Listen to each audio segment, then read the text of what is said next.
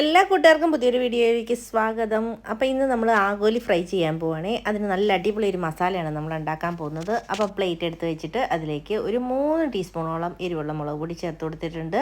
ഇനി ഇതിലേക്ക് 1 ടീസ്പൂൺ മഞ്ഞൾപ്പൊടി ചേർത്ത് കൊടുക്കുന്നുണ്ട്.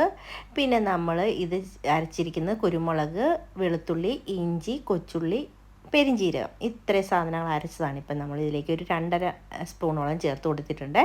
പിന്നെ ഇതിലേക്ക് 2 അടപ്പിൻ്റെ അളവിലാണ് വിനാഗിരി ഒഴിച്ച് കൊടുത്തിട്ടുണ്ട്. പിന്നെ ചതച്ച മുളക് ഒരു 3 ടീസ്പൂൺ ചേർത്ത് എടുത്തിട്ടുണ്ട്. പിന്നെ നമ്മളിതിലേക്ക് ആവശ്യത്തിന് ഉപ്പ് ചേർക്കുന്നുണ്ട്. ഇനി കൈ ഉപയോഗിച്ച് നന്നായിട്ട് ഇത് ഇളക്കി യോജിപ്പിക്കണം.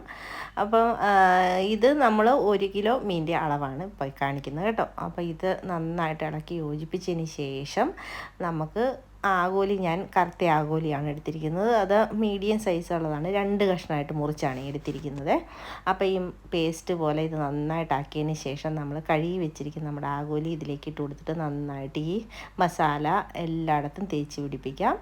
അപ്പം ഇച്ചിരി എരിവ് ഉള്ള ഒരു ഫ്രൈ ആണ് നമ്മൾ ഉണ്ടാക്കിയെടുക്കുന്നത് കേട്ടോ. നല്ല അടിപൊളി ടേസ്റ്റാണ് കേട്ടോ. ഇത് ഇങ്ങനെ ഫ്രൈ ചെയ്യാനായിട്ട് പുരട്ടി വെച്ചിട്ട് 3-4 മണിക്കൂറെങ്കിലും ഫ്രിഡ്ജിനകത്ത് വെക്കണം. അപ്പോഴാണ് നല്ല ടേസ്റ്റ് വരുന്നത് കേട്ടോ. പെട്ടെന്നും വറക്കാം, അത്യാവശ്യമാണെങ്കിൽ പെട്ടെന്ന് വറുത്ത് കൂട്ടാം. പക്ഷേ ഇങ്ങനെ വെക്കുമ്പോഴാണ്, ഞാനിത് വൈകിട്ട് പുരട്ടി വെച്ചതിന് ശേഷം രാവിലെ വറക്കാനായിട്ടാണ്. അപ്പോൾ 2 സെക്ഷനായിട്ട് നമുക്ക് എടുക്കാനുള്ള മീനുണ്ട്. ഇത് 2 പ്രാവശ്യം വറക്കാനുള്ളത്. കുറച്ച് ഞാൻ ബോക്സിനകത്താക്കി വെച്ചിട്ട് ആവശ്യത്തിനുള്ളത് മാത്രം എടുത്ത് വറക്കാൻ വേണ്ടിയിട്ടാണ്. അപ്പോൾ ഇതേ രീതിയിൽ നന്നായിട്ട് നമ്മൾ നമ്മുടെ മീനിൽ മസാലയെല്ലാം തേച്ച് പിടിപ്പിച്ചിട്ടുണ്ട്. ഇനി ഇത് ഫ്രിഡ്ജിലേക്ക് മാറ്റി വെക്കാം. ഒരു 2 മണിക്കൂർ കഴിഞ്ഞിട്ട് നമുക്ക് വറക്കാം. ഇതിപ്പോൾ ഞാൻ പിറ്റേ ദിവസമാണ് വറക്കാൻ പോകുന്നത്. അപ്പോൾ നല്ല പാൻ അടുപ്പത്ത് വെച്ചിട്ട് ഇതിലേക്ക് ആവശ്യത്തിനുള്ള വെളിച്ചെണ്ണയാണ് ഒഴിച്ചു കൊടുക്കുക. വെളിച്ചെണ്ണ തന്നെ വറുത്തെടുക്കണം, അപ്പോഴാണ് അടിപൊളി ടേസ്റ്റ് കേട്ടോ.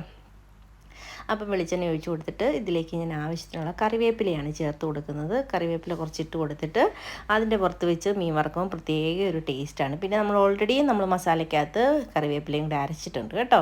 ഞാൻ കറിവേപ്പിലയുടെ കാര്യം പറയാൻ മറന്നുപോയി. ഇനി നമുക്ക് നമ്മുടെ മീൻ കഷ്ണങ്ങൾ ഓരോന്നായിട്ട് പെറുക്കി വെച്ചിട്ട് തിരിച്ച് മറിച്ച് വിട്ട് നന്നായിട്ട് മൂപ്പിച്ചെടുക്കണം. നന്നായിട്ട് ഫ്രൈ ചെയ്ത് വരുമ്പോൾ നമ്മുടെ അടിപൊളി ടേസ്റ്റുള്ള നമ്മുടെ മീൻ ഫ്രൈ ഇവിടെ റെഡിയായി വരും. നല്ല അടിപൊളി മസാലയാണ് കേട്ടോ, ടേസ്റ്റുമാണ്.